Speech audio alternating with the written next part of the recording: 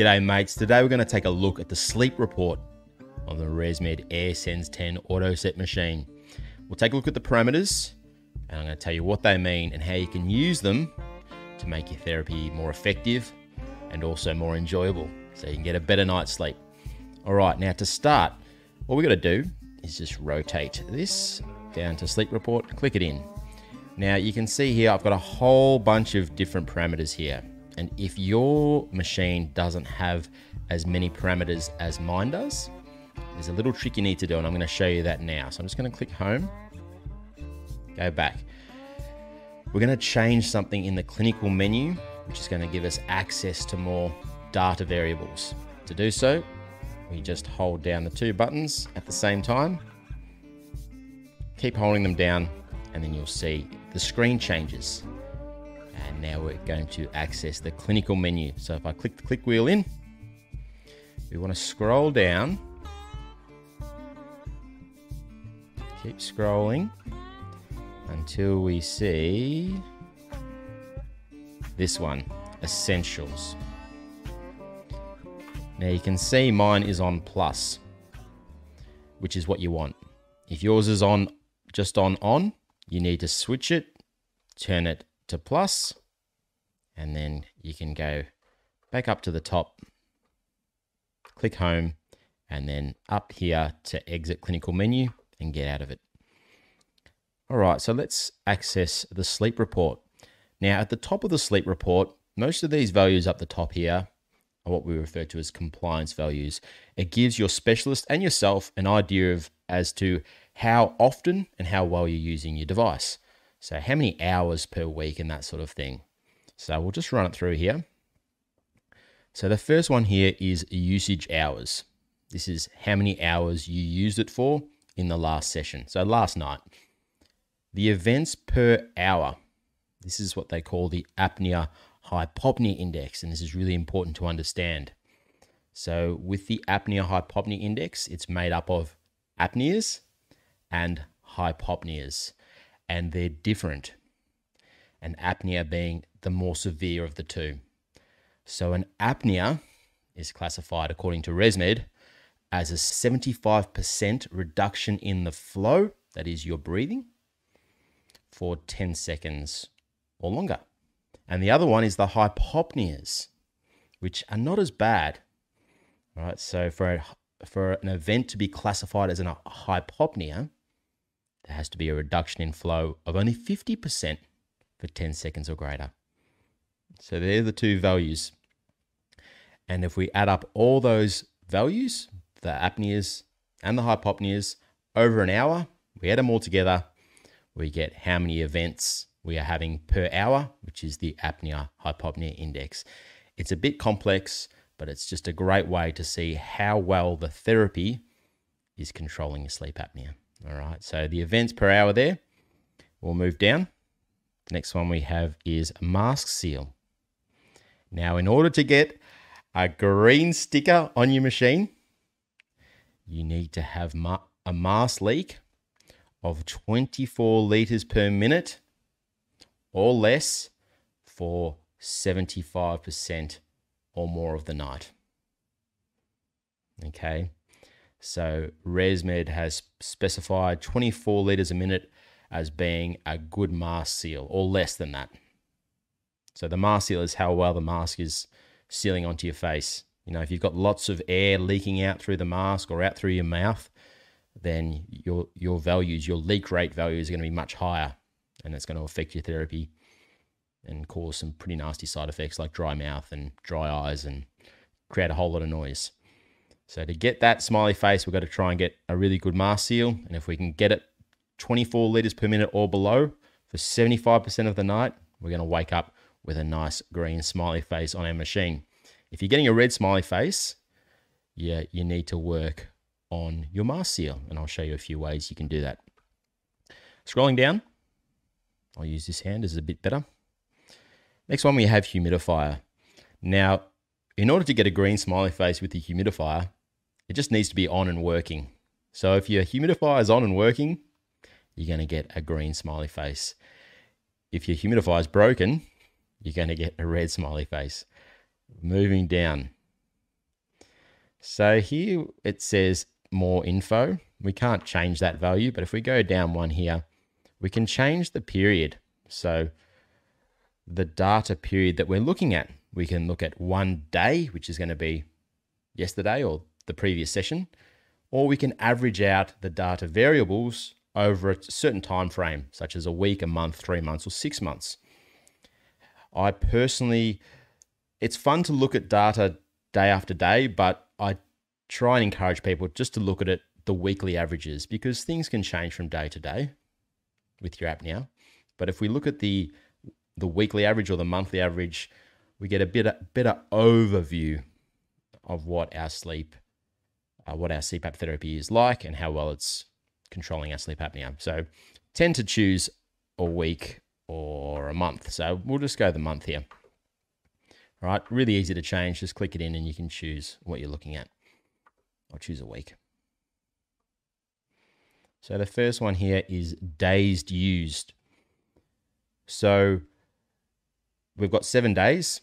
If we turn it on and turn it off 6 of those days, we're going to have days used of 6 out of 7. That's basically how it is. Pretty straightforward, that one. It doesn't matter how long you used it for. It's just whether or not you turned it on and turned it off on that specific day, on that particular day. Days 4 hours plus. So this is, let's just say out of those 6 days that we use the machine, we might have only used it 5 of those days having more than 4 hours. Okay. So that's how many days you had plus 4 hours during that week. Average usage.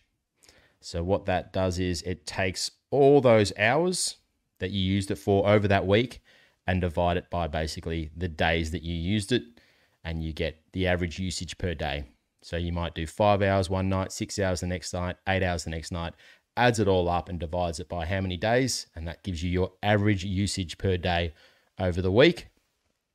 And the used hours is the total amount of hours for that week. 6 plus 6 plus 6 equals 18. Let's just say we use it 6 hours a night, 3 days, used hours for the week. The total used hours. Now the pressure, and this is one everyone seems to get wrong because it's not really well spelled out by ResMed. A lot of people think this is the average pressure. So take all those different pressure values, average them out, and then you get the average pressure. But it's not the average pressure. It's actually a value called the 95th percentile pressure. And what that tells us is that for 95% of the night, or the time you're using it, the 95% of the time you've been using the CPAP machine for that week, the pressure was at or below that value. At or below that value. So an example, let's see, we logged in there and saw our pressure at 10. We know that throughout the week, for those times that we used it for the week, the pressure was at 10 or below. The pressure delivered by the machine was at 10 or below. And it's a great number because it gives us an idea as to what pressure is required to really control the majority of our sleep apnea. I mean, the pressure was only above 10 for 5% of the time we used it. Now, it might have been right up there at 18. We don't know. It could have been super, super high. But we do know that for 95% of the time, it was below 10. All right, so keep that number in mind. I'll show you how we can use that in a minute. The leak rates here is the average leak rates over those 7 days, liters per minute. And ideally, we would like to get under 24 if possible. But at the same time, when it comes to leak rates, they are important. But if your apnea is really well controlled, you're sleeping, you feel like you're sleeping well, the therapy is not bothering you, it's not waking you up, then, and you're not having side effects like dry mouth, then it's less concerning because the machine's doing its job. So use the leak rates as a guide, but at the same time, you know, if you need to work on some things, then you can work on some things. And I'll show you a little trick that you can do in a minute. Keep going down. The AHI, which is the apnea hypopnea index. We talked about this before. how many apneas and hypopneas you're having per hour, averaged out over that time frame. Yeah, because we're averaging it all out over that weekly time frame. So you might have an AHI of 10 one day, 4 the next, 9 the next, 3 the next. It's going to average all those values out. And that gives us a good indication over the week as to how well our therapy is controlling our sleep apnea, how well the pressure is controlling our sleep apnea. The total AI is just the apnea index. So just looking at the apneas, we've removed the hypopneas from the equation. So it's just how many apneas per hour, once again, averaged out over whatever time frame you have. And then central apneas is the same thing. So central apnea is when there isn't an obstruction. Your airway is open. It's just the signal coming from up here down to your diaphragm isn't working too well, right? But your airway is open. There's just a bit of a pause in your breathing. It's like you're holding your breath. That's a central apnea. And if that number's really high, you might want to talk with your sleep and respiratory specialist about potentially getting a BiPAP machine, which is often used for more complex types of sleep apnea, like mixed central apnea, that sort of thing. All right. Now, when I say high, well, it depends, but if it's up there at 10, 15, it's probably time for a little chat. All right. So that's it. Now, I want to show you a little trick before I wrap up this video, and it's at using the pressure value. Remember, it's the 95th percentile pressure value. Now, what I want you to try is this. If you're someone who is waking up throughout the night because of excessively high pressure, the pressure changes are waking you up throughout the night, causing lots of mask leaks, and they're just really annoying you and causing your sleep to be very fragmented. Then what you can do is you can look at that number and you can use that as a guide as to where to set your max auto limit. I'll show you that now. So we're going to just imagine that pressure value is 10. So let's get out of this. We'll go back up to home. So what we're going to do is we're going to go into our clinical menu again. So go up to the My Options here, and we're going to click both the buttons in simultaneously. We're going to go into our settings here.